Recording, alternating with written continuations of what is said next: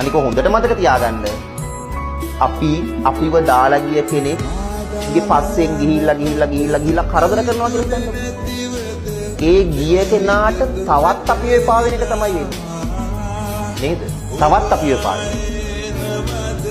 අනික බය වෙන්න එපා.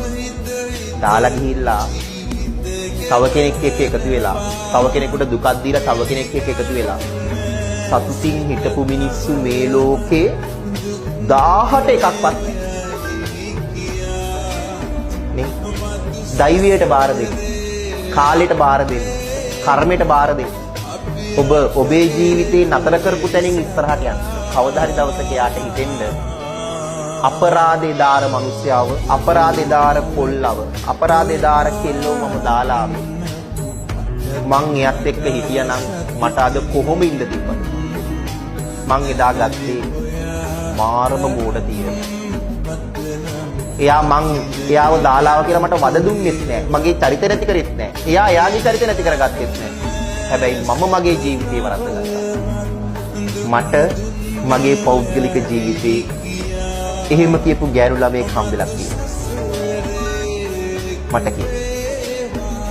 ඔයාලත් ඒ විදිහට වැඩ කරන්න. අනික දාලා ගිය කෙනෙක්ව බලෙන් තියාගන්න හදාගන්න එපා. හිතින් සම්බන්ධකම කැඩුනොත් අත්අල්ලගෙන එකට ඉඳලා වැඩක් නැහැ. අනික හොඳට මතක තියාගන්න අපිව දාලා ගිය කෙනෙක් ගේ පස්සෙන් ගිහිල්ලා කරදර කරනවා කියලා හිතන්නකො. ඒ ගිය කෙනාට තවත් අපිව එපා වෙන එක තමයි වෙන්නේ. නේද? තවත් අපිව එපා වෙන. අනික බය වෙන්න එපා.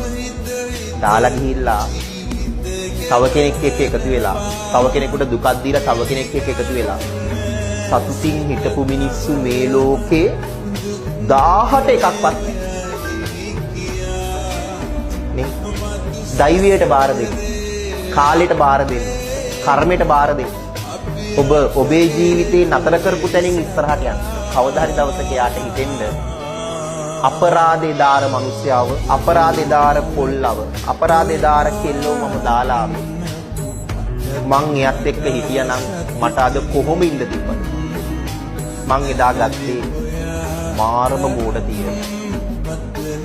එයාව දාලාව කියලා මට වද දුන්නෙත් නෑ. මගේ චරිත නැති කරෙත් නෑ. එයාගේ චරිත නැති කරගත්තෙත් නෑ.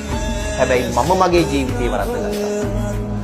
මට මගේ පෞද්ගලික ජීවිතේ එහෙම කියපු ගෑනු ළමයෙක් හම්බෙලා තියෙනවා. මට කියන්න. ඔයාලත් ඒ විදිහට වැඩ කරන්න. අනික